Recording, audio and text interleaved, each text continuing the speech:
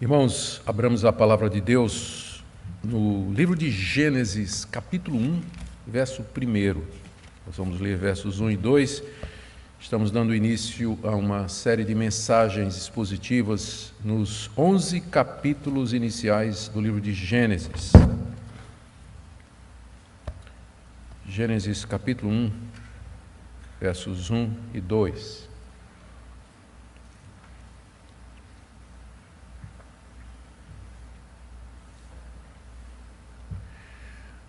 Ouçamos a leitura. Gênesis capítulo 1, versos 1 e 2. No princípio, Deus criou os céus e a terra. A terra era sem forma e vazia. Havia trevas sobre a face do abismo, e o Espírito de Deus se movia sobre as águas. Oremos. Senhor, nós estamos diante das palavras iniciais da Tua grande revelação. E quão profundas e desafiadoras elas são. Nós queremos pedir entendimento, nós queremos pedir discernimento espiritual, à medida que nós tentamos entender todos os mistérios que aqui estão revelados e ficar em paz com relação àqueles que não estão. Nós pedimos, ó Pai, que Tu nos guardes e abençoes na série de mensagens que queremos fazer nesse livro, de maneira que traga entendimento, que traga fortalecimento à nossa fé, compreensão da nossa fé. É o que nós te pedimos em nome de Jesus. Amém. Queridos, conforme dito, nós iniciamos hoje, pela manhã, uma série de mensagens no livro de Gênesis. Não no livro todo, mas nós vamos do capítulo 1 até o capítulo 11. Pode ser que, se chegarmos no final do capítulo 11 e a gente perceber que foi bem, porque isso aqui é um desafio para mim. Eu nunca preguei expositivamente em Gênesis. Então, se até o capítulo 11 a gente vê que está indo bem, dando certo, a gente arrisca até os 50, não é? O livro de Gênesis está dividido em duas grandes partes. Primeiro, a história de como tudo começou, capítulo 1 até o capítulo 11, e depois a história de Abraão e os seus descendentes, que é do capítulo 12 até o capítulo 50. Então, vamos começar modestamente. O alvo é modesto, é apenas o capítulo 1 até o capítulo 11. Se Deus nos der graça, quem sabe a gente vai até o final do livro todo. Esses capítulos iniciais de Gênesis, capítulos de 1 a 11, também chamados de a história primeva, a história primordial, primeira história, trata de temas extremamente cruciais para a fé cristã. E alguns desses temas estão em bastante evidência hoje, na relação do cristianismo com a sociedade, com a cultura, a questão dos valores. Por exemplo, aqui nós lemos como tudo começou. Lemos por que existe algo em vez de nada. Por que tem uma realidade em vez de nada? Nós lemos aqui nesses capítulos iniciais. Aqui nós lemos a origem da vida, a origem do ser humano. Aqui nós temos a origem do casamento e da natureza do casamento, a base pela qual nós lutamos pelo casamento, o casamento monogâmico, heterossexual. Aqui nós também aprendemos por que existe tanto mal no mundo, por que existe tanta injustiça, por que as pessoas se matam, se odeiam, apesar de Deus ter feito tudo muito bom. E tudo isso nos aponta e nos traz a resposta para a pergunta: por que nós precisamos do Evangelho e por que nós precisamos de um Redentor? Todas essas questões estão aqui nos capítulos iniciais do livro de Gênesis, a ponto de alguém já ter dito que se você tirar esses capítulos iniciais, o resto da mensagem da Bíblia não faz o menor sentido. Você não vai entender o que é que vem depois, né? O porquê do que é que se sucede. Nessa série, então, nós vamos tratar dessas questões, mercê de Deus. Vamos começar vendo algumas coisas introdutórias a respeito do livro de Gênesis. Aqui é muito importante que nós, ao estudarmos a Bíblia, ou qualquer parte da Bíblia, nós procuremos lembrar quando essa parte foi escrita, por quem, para quem, com que propósito, o que é que trata. Não é que isso é essencial para nós termos acesso ao significado do texto, significado salvador. Porque de alguns livros a gente não sabe nem quem é o autor, nem quando foram escritos.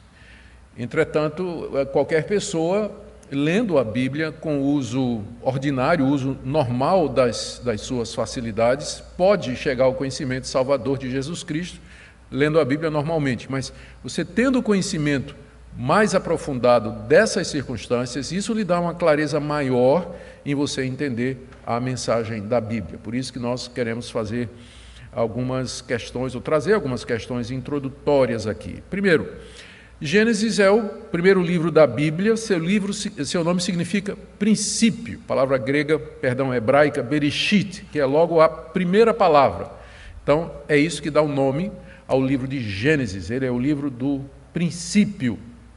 E ele sempre é tratado e referido na Bíblia juntamente com os 4 outros livros que vêm depois: Êxodo, Levítico, Número e Deuteronômio. Esses 5 livros formam o Pentateuco, ou a Torá, ou a Lei. E eles todos são atribuídos a Moisés. E essa é a nossa posição. É a posição do cristianismo histórico, é a posição do cristianismo clássico, de que esses 5 livros, Gênesis até Deuteronômio, eles foram escritos por Moisés, o grande legislador da nação de Israel. A única parte que Moisés não escreveu foi a parte que relata a sua morte, que está no final de Deuteronômio. Então, provavelmente, o seu sucessor, Josué, foi quem escreveu o capítulo final, onde se narra a morte de Moisés e como Deus o sepultou. Por que nós dizemos que é Moisés e qual a importância disso? Bem, o próprio livro, os próprios 5 livros, o Pentateuco, em várias partes eles dizem: e Deus disse a Moisés, escreve, escreve, escreve. Dezenas de vezes nós encontramos referências ao fato de que Deus mandou Moisés escrever aquilo que ele estava vendo, aquilo que ele estava presenciando. E depois disso, depois dos 5 livros, os livros que vêm depois, no Antigo Testamento, sempre se referem ao Pentateuco como sendo a lei de Moisés ou o livro de Moisés, dezenas de vezes. E outras expressões semelhantes, sempre atribuindo a Moisés a autoria dos 5 primeiros livros da Bíblia, Gênesis inclusive. O Senhor Jesus Cristo considerava que foi Moisés quem escreveu os primeiros 5 livros. Ele se refere a dezenas de passagens do Pentateuco como tendo sido autoradas por Moisés. Por exemplo, ele se refere às leis de pureza como tendo sido escritas por Moisés. Ele diz que a lei foi Moisés que deu a lei do divórcio. Ele diz que foi Moisés que escreveu os 10 mandamentos. Ele diz que foi Moisés que escreveu aquele episódio da sarça ardente que está no livro de Êxodo. Ele disse que Moisés escreveu sobre ele, Moisés escreveu sobre mim, está se referindo ao Pentateuco. Então não há dúvida de que o Senhor Jesus cria que foi Moisés quem escreveu o livro de Gênesis e os 4 livros que vêm depois. Na mesma toada foram os discípulos de Jesus, os primeiros cristãos, não somente judeus como gentios, mas eles também consideravam que Moisés é o autor dos 5 livros, da Torá, do Pentateuco. Para nós, é essencial que nós mantenhamos isso, porque se Moisés não é o autor de Gênesis e do Pentateuco, então os demais autores bíblicos estão equivocados quando atribuem a ele a autoria, e o pior, Jesus também está enganado, porque várias vezes Jesus diz que foi Moisés que escreveu. Se não foi Moisés que escreveu, Jesus se equivocou nesse ponto. E se ele se equivocou nesse ponto, quem garante que ele não se equivocou nos outros? E aí a credibilidade de toda a Escritura está em jogo. Por isso que a autoria de Moisés é importante para nós.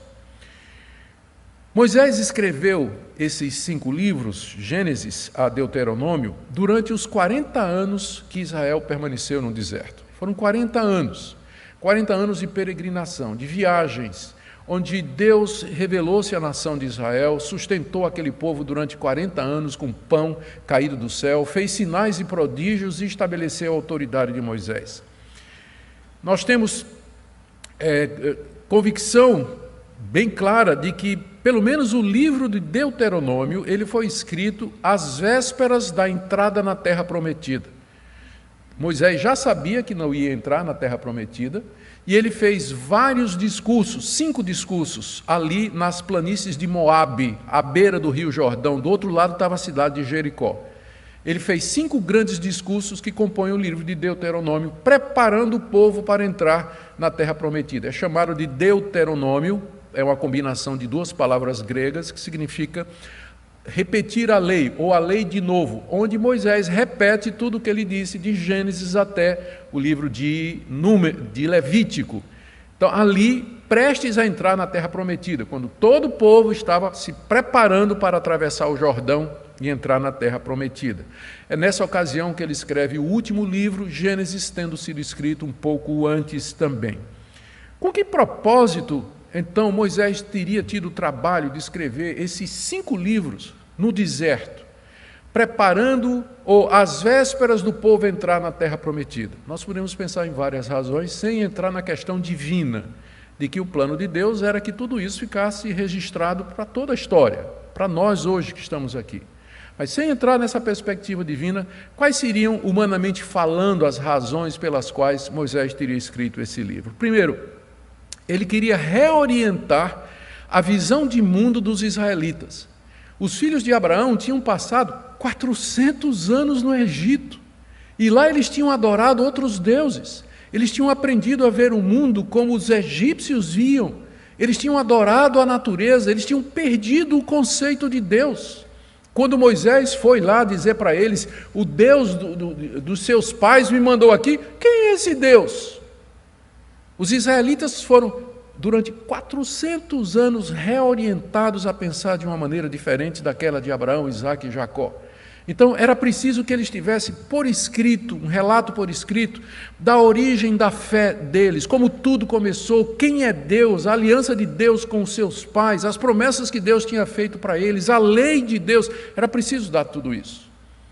Reorientar a visão daquele povo. Segundo, Moisés quer explicar a origem de certas leis que com certeza pareceriam muito estranhas para aquele povo que tinha passado tanto tempo no Egito.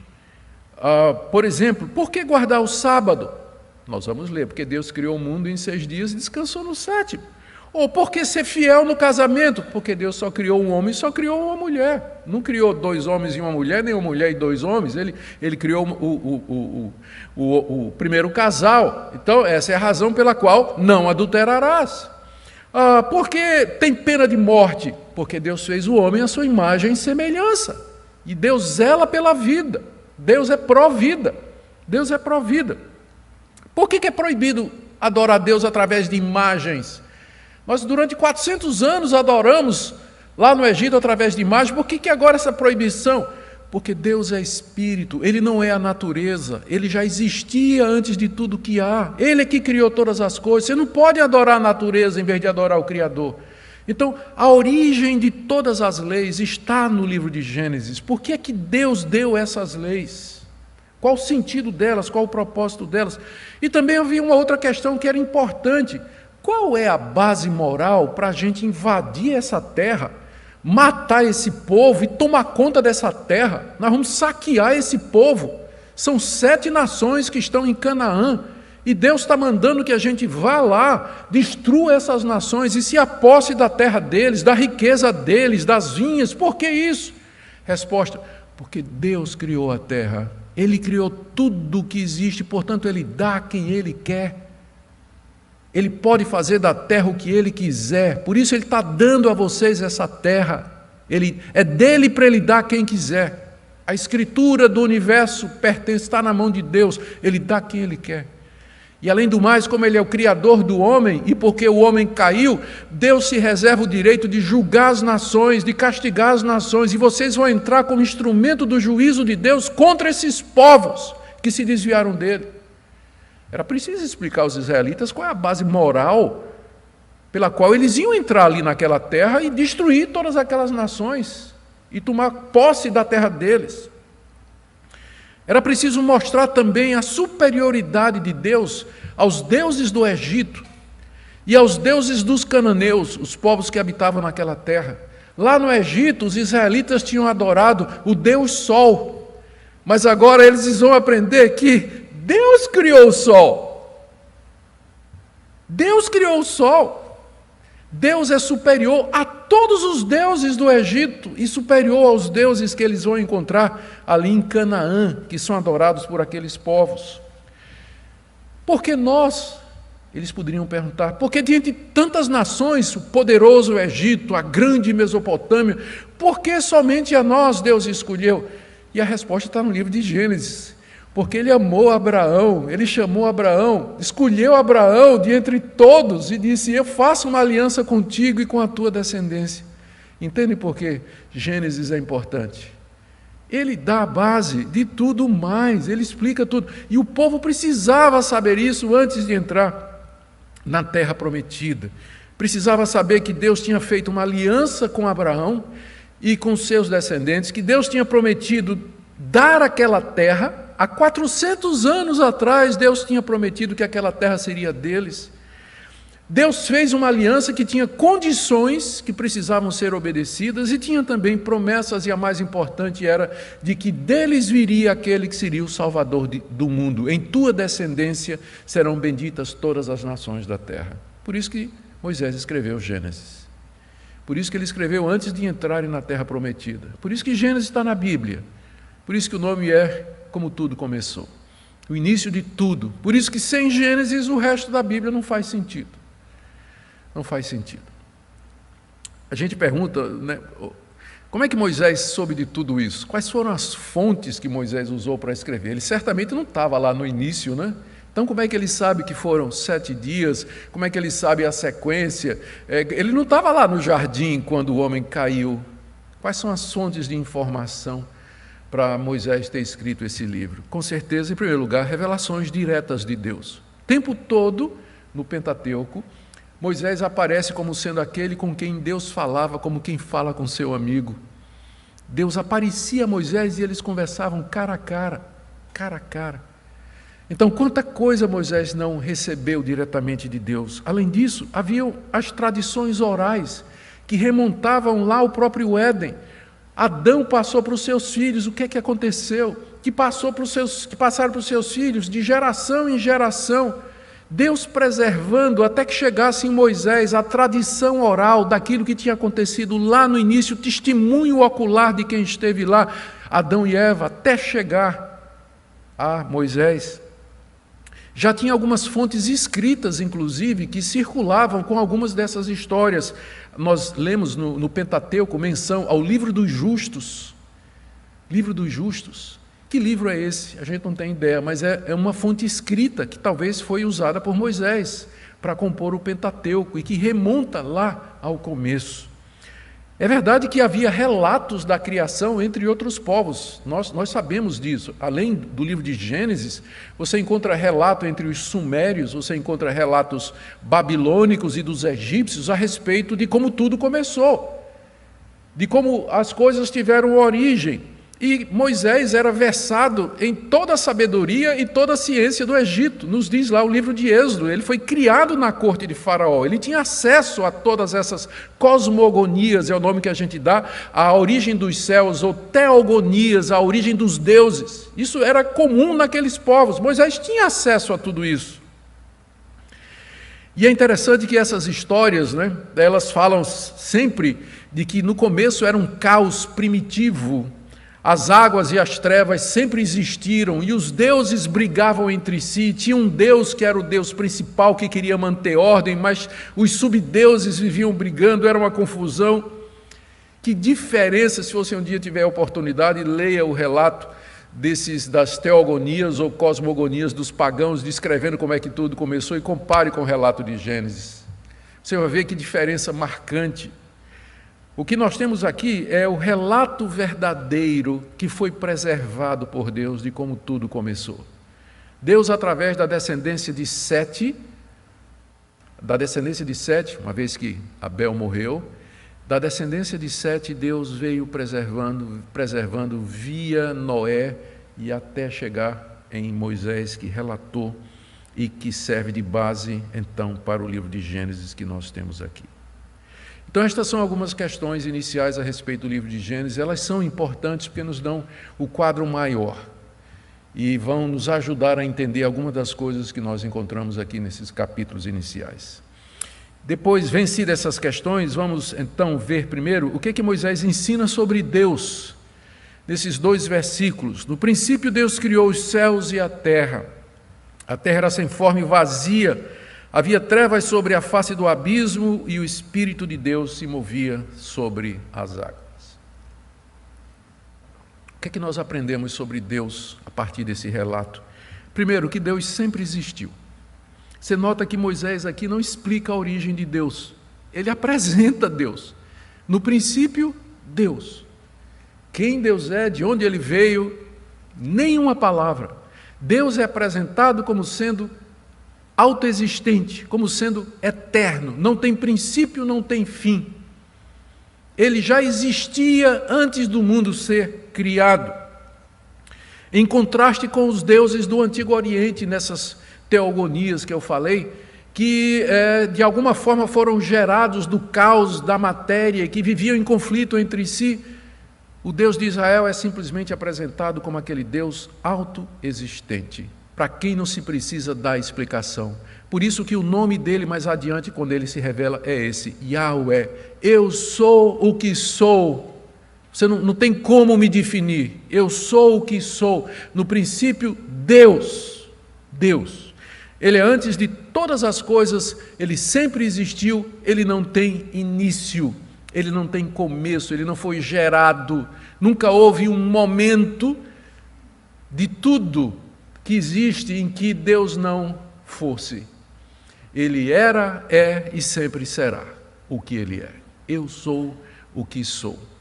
Segundo, nós aprendemos que Deus é um ser pessoal e não uma mera força ativa. Deus tem um plano, ele tem um propósito, ele teve um objetivo ao criar. Ele não criou tudo o que existe por mero capricho, como a gente vê nessas teogonias e cosmogonias pagãs. Ele tinha um alvo, porque Moisés diz aqui, no princípio, Deus criou. Se tem um princípio, é porque tem um fim. É porque tem um propósito, tem um objetivo, senão não faz sentido falar em princípio. No começo, Deus criou todas as coisas, mas ele criou então com algum objetivo, porque se tem um começo, tem um fim. Logo, Deus não é uma força impessoal, uma força ativa que está operando no meio da criação. O mundo não é regido por o acaso, por sorte, por azar, por destino, mas há um Deus que sempre existiu e que criou com um propósito. Terceira coisa que a gente aprende aqui, que esse Deus é todo-poderoso e autor do mundo. Tudo que existe foi criado por ele. Essa expressão, no princípio Deus criou os céus e a terra, é a maneira hebraica de dizer a realidade. O mundo que você pode ver e o mundo que você não pode ver. Tudo que existe, os céus lá em cima, a terra aqui embaixo. O sol, a lua e as estrelas, o sol, você contempla a noite e as estrelas, foi Deus que fez tudo. E olhando a natureza, os animais, a vida, o ser humano, os detalhes geográficos, não existe nada da realidade que não tenha sido criado por Deus. Aliás, essa palavra criar, no princípio Deus criou, é o verbo hebraico bará, toda vez que ele aparece no Antigo Testamento, o sujeito é Deus. Nunca tem, e o homem criou, bará, nunca. Sempre é Deus quem cria, esse tipo de ação é atribuída a Deus somente. Portanto, nós dizemos que ele criou pela sua palavra, ele criou pelo seu poder, criou tudo, ex nihilo, é uma expressão latina que é usada para dizer do nada. Ele criou do nada, não havia nada antes, ele trouxe à existência tudo o que existe pela sua palavra, que é diferente do relato da criação que os egípcios tinham ensinado aos israelitas, eles aprenderam durante 400 anos, que acreditava na eternidade da matéria, que a matéria existia, a água era eterna, que os deuses saíram de lá, nada, Deus criou ex nihilo, do nada, só pela sua palavra ele criou. Portanto, tudo pertence a Deus. E ele pode dar a quem ele quer. Ele salva quem ele quer, ele entrega a terra a quem ele quer, Ele faz o que Ele quer com a sua criação, porque Ele é o Deus Todo-Poderoso. Aliás, o nome para Deus aqui, Elohim, é o nome que também é usado em toda a Bíblia hebraica, às vezes para Deus e às vezes para os deuses, inclusive na forma plural, não está falando da Trindade ainda, mas significa aquele que é forte, aquele que é poderoso. Esse é um dos nomes de Deus. O nome pelo qual Ele vai se dar a conhecer a Israel é Yahweh, que é o Deus da aliança, eu sou o que sou. Mas aqui Ele é chamado de o poderoso, exatamente porque do nada Ele criou todas as coisas. Pela sua palavra Ele trouxe à existência tudo o que há. Quarta coisa que nós aprendemos aqui, que Deus é distinto da sua criação. Isso aqui é muito importante, gente. No princípio, Deus criou os céus e a terra. Deus já existia antes da sua criação, sem ela, na eternidade. A criação, ou tudo que existe, foi criado fora de Deus, por assim dizer, numa realidade, numa existência distinta dele. Quando nós dizemos, veja como isso é importante, quando a gente diz assim, Deus está nos céus, é uma maneira figurada de dizer, porque antes que os céus existissem, Deus já existia. Então Deus não está preso no céu, Ele não mora no céu, porque Ele é quem trouxe à existência os céus, a terra. Ele é distinto da sua criação. Os deuses egípcios e os deuses cananeus, eles não faziam essa distinção. Para eles, deuses e natureza eram uma coisa só. Os deuses eram forças presentes em todo lugar, com os seres vivos. É o que a gente chama de panteísmo ou panenteísmo. Tudo é Deus, ou tudo está em Deus. Era a visão das religiões daquela época, que a natureza era divina, por isso ele adorava o boi, a vaca, o bode, por isso adorava o sol, lua, estrela, porque para eles os deuses estavam misturados com a natureza, mas o nosso Deus é distinto da natureza. Deus não é o mundo e nem o mundo é Deus. Deus não é a alma do mundo, como nas religiões pagãs. Ele é completamente diferenciado. Aliás, foi isso que deu origem à ciência moderna, se vocês nunca se perceberam do fato. Já se perguntaram por que é que a ciência moderna ela nasce na Europa cristianizada, período medieval, quando já existiam civilizações mais antigas e de muito conhecimento, como os gregos, como os egípcios, a China, que são culturas milenares, bem antes da Europa cristã medieval. É porque todas essas culturas eram panteístas. Tentar entender a natureza era mexer com o segredo dos deuses, porque os deuses estavam em todo lugar. O trovão era Deus, o raio era um Deus, né? Thor, o Deus do trovão, vai mexer com o trovão, você vai mexer com Thor. E quem quer mexer com esse Deus, né? Eu usei o Deus mais popular por conta das séries aí, não é? Mas o cristianismo chegou e disse, no princípio criou Deus os céus e a terra. Pode examinar a terra. Foi Deus que criou. Você não vai estar mexendo com Deus. Examina para ver como é que Deus fez. Todos os primeiros grandes cientistas, eles tinham base cristã. Eles nos deram os modernos ramos da ciência exatamente porque o cristianismo desmistificou a natureza e permitiu que o homem começasse a analisar suas leis, criar a ciência e daí a tecnologia para o bem da humanidade. Hoje o cristianismo está sendo afastado da academia, mas não pode negar a sua herança. Os modernos ramos da ciência moderna nasceram exatamente do interesse do homem descobrir como o universo funciona. Isso só foi possível porque o cristianismo desmistificou, desdeificou a natureza e disse, Deus não é a natureza, nem a natureza é Deus. Deus criou toda a realidade. Ele é distinto da sua criação. E é por isso, agora, uma implicação para a época de Moisés, que Deus não aceita ser adorado através da natureza. Por isso que ele diz que não quer imagem. Por isso que você não pode fazer representações de Deus, você não pode adorar um bezerro de ouro como se fosse Deus, você não pode adorar o sol como se fosse Deus, você não pode adorar a lua como se fosse Deus, você não pode adorar o homem como se fosse Deus, porque ele é distinto da sua criação. Importante esse ponto, para você entender o cristianismo. Por que nós somos monoteístas e não temos imagens? É exatamente pela noção de Deus, por conta desses versículos aqui no início de tudo.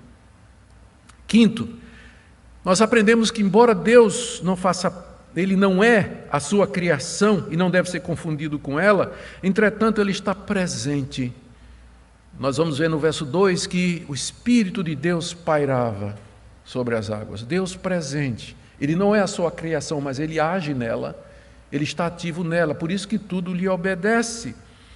Ao contrário das cosmogonias cananitas, onde os deuses do caos traziam problema ao Deus principal, Deus aqui é o Deus transcendente que está sobre a sua criação, trazendo ordem. O Espírito de Deus pairava sobre a face das águas. E por último, nós aprendemos a respeito do nosso Deus, que existe uma pluralidade de pessoas em Deus. Verso 1, Deus criou. Verso 2, o Espírito de Deus. A palavra Espírito, ruach, em hebraico, significa vento também. Só que não tem como traduzir vento aqui, no sentido de sopro. A tradução correta é o Espírito de Deus. O Espírito de Deus pairava sobre a face das águas. Mais adiante, nós vamos ler no verso 26, façamos o homem à nossa imagem e semelhança. Quem são estes? Né? Façamos, é plural. Ou no capítulo 3, verso 22, o homem se tornou como um de nós. Ou no capítulo 11, verso 7, desçamos e confundamos a linguagem do homem, no episódio da Torre de Babel. Aqui você já tem o princípio, a semente da doutrina de que o Deus de Israel é uma pluralidade de pessoas. É um único Deus, mas nele você tem o Espírito e a palavra com a qual ele criou todas as coisas. Início do Evangelho de João. No princípio era o verbo é a palavra, haja luz, haja isso, haja aquilo. No princípio era o verbo, e o verbo estava com Deus, e o verbo era Deus. Deus Pai, Deus Filho e Deus Espírito Santo. Vamos correr agora para aprender o que é que Moisés ensina sobre o mundo, né? Eu tinha pensado ingenuamente que 2 versículos dariam para fazer dentro do tempo aqui, mas é muita coisa, né, que a gente tem. Vamos lá. O que é que Moisés ensina sobre o mundo? Primeiro, que os céus e a terra representam toda a realidade visível e invisível. Quando ele diz os céus, se refere ao sol, lua, as estrelas, e terra, o nosso mundo observável, tudo que neles há. Segundo, que o mundo, tudo que existe, teve um começo. O mundo não existiu sempre, ao contrário do conceito pagão de que a matéria e a água eram eternos e que os deuses vieram de lá. Portanto, o mundo não é autoexistente, mas ele depende de Deus. Terceiro, o mundo não é divino e nem Deus é o mundo. Já falei sobre isso. Quarto, o mundo e tudo que nele há foram criados em etapas. E não tudo e todos de uma única vez. Você vê que no verso 1 é dito que no princípio Deus criou os céus e a terra. E no verso 2 diz que a terra era sem forma e vazia. O primeiro ato de Deus foi da massa informe de água e terra, misturados. Água aqui representada por abismo ou fonte subterrânea, como é usado o termo no restante da Bíblia. Ela foi feita, ou tudo foi feito sem forma, não tinha ainda forma. Imagina aquela massa de água, de terra em plena escuridão. É chamado de vazio porque não tinha ainda vida, não tinha seres que nela habitavam. A escuridão tomava conta de todas as coisas porque Deus não tinha feito a luz ainda. Então, no começo, esse é o primeiro passo. Deus cria a matéria-prima, por assim dizer. A massa bruta era criada ali. Entretanto, que é outra coisa que nós aprendemos, o Espírito de Deus já se movia sobre a face das águas. Perceba, verso 2. A terra era sem forma e vazia, havia trevas sobre a face do abismo. Que abismo é esse?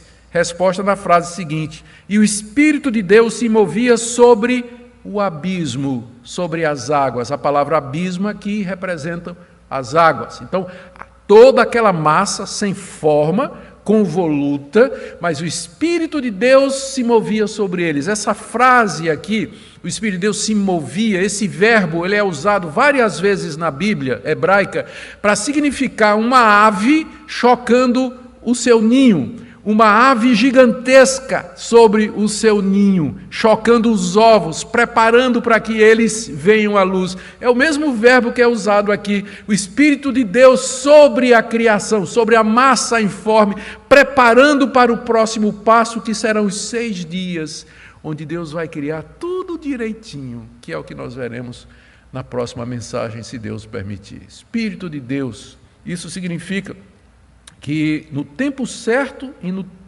tempo apropriado, dentro dos seus planos, Deus haveria de fazer esse mundo lindo, belo, maravilhoso, complexo, rico, misterioso, que nós temos diante de nós e onde nós vivemos. Algumas aplicações práticas para terminarmos. Primeiro, receba esse relato pela fé. Aqui não se trata de um relato científico. Não coloque a ciência em curso de colisão com isso, porque o propósito da Bíblia não é dar um relato científico de como tudo começou. Ele está dizendo que Deus é o autor de tudo. Não existe nada que não tenha sido feito por Deus. E a ciência não pode postular nada que seja contrário a isso. E, na verdade, a verdadeira ciência não postula nada contra isso. Vocês têm que fazer a diferença entre ciência e o materialismo naturalista que tem dominado pesquisadores e cientistas hoje, que já parte do pressuposto de que não existe Deus. O livro de Gênesis ele não usa linguagem científica, ele não foi feito para isso. Ele foi feito para nos dizer todos esses pontos que eu afirmei. A matéria não é eterna, ela tem um princípio, há um Deus que sempre existiu, criou todas as coisas, é um Deus pessoal, ele tem um propósito, ele é distinto da sua criação e ele criou o mundo através de etapas, não criou tudo de uma vez, embora pudesse ter sido feito. E ele fez isso para mostrar que ele é o Deus de ordem, o Deus que organiza todas as coisas. Então, os detalhes disso, nós podemos aprender alguma coisa com a ciência, claro. Podemos aprender alguma coisa à medida que a gente investiga como o mundo funciona, nós podemos aprender. Mas nada que possa contradizer isso que a palavra de Deus nos diz. Por isso que em Hebreus, capítulo 11, verso 3, o autor diz assim, e esse seria o sumário do Novo Testamento. Pela fé entendemos que foi o universo formado pela palavra de Deus, de maneira que o visível veio a existir das coisas que não aparecem. Pela fé entendemos que o universo foi formado pela palavra de Deus. Isso aqui não é uma matéria de ciência, isso aqui é uma matéria de fé. Nós cremos que foi assim. A ciência não pode provar nem desprovar. Nós recebemos como revelação de Deus. Foi assim que tudo começou. Segunda aplicação para você. Nós não temos respostas para muitas perguntas. Se você está esperando, ou se eu criei essa expectativa de que nós vamos dar resposta para tudo, é uma expectativa falsa. Porque tem muita coisa que a gente não sabe. Por exemplo, o tempo. Deus criou o tempo ou ele já existia? Deus vive no tempo. O texto não fala. A origem do mal. Capítulo 3, nós já vamos encontrar o diabo no jardim. De onde é que ele veio? Os anjos foram criados quando? O texto não diz. Nós vamos ficar com o que o texto diz. Onde o texto se cala, a gente vai escalar. Porque nós não temos respostas para questões. Porque o que Moisés está informando aqui aos israelitas era aquilo que eles precisavam saber para entrar na terra com segurança e dizer: essa terra é nossa por direito, o Deus Criador de tudo nos deu. Nós podemos especular algumas coisas, mas respostas definitivas nós não temos. Terceira coisa, Gênesis foi dado para você saber quem é Deus, o que é o mundo, por que nós somos maus, por que nós precisamos de redenção e para nos preparar para a glória eterna. Leia Gênesis com os olhos de cristão, evangelicamente, vendo ali o propósito redentor de Deus.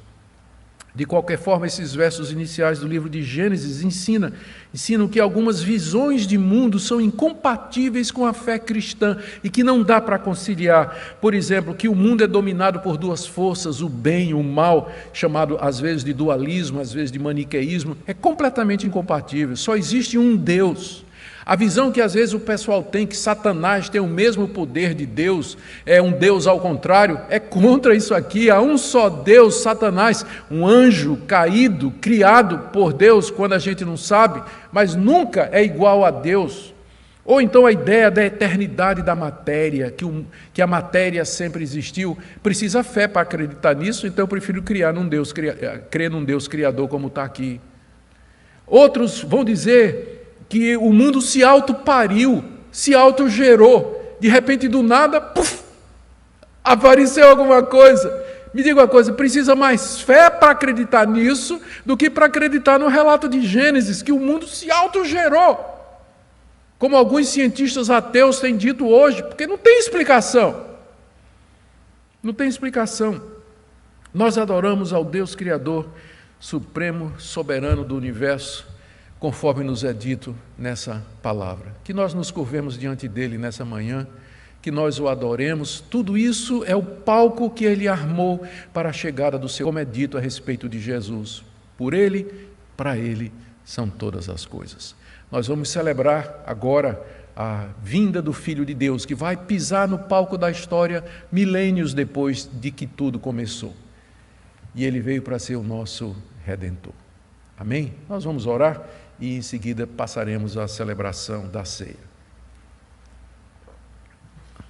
Nosso Deus, nós bendizemos o teu nome, porque tu és o único Deus verdadeiro, autor e criador de tudo. Diante de ti nos curvamos, agradecidos por tua revelação, agradecidos, ó Deus, porque sabemos que estás no controle de tudo, e agradecidos porque o Senhor nos chamou e abriu os nossos olhos para nós entendermos o verdadeiro Deus e a vida eterna mediante Jesus. Abençoa o tempo que teremos agora de celebração da ceia. Por amor de Jesus. Amém.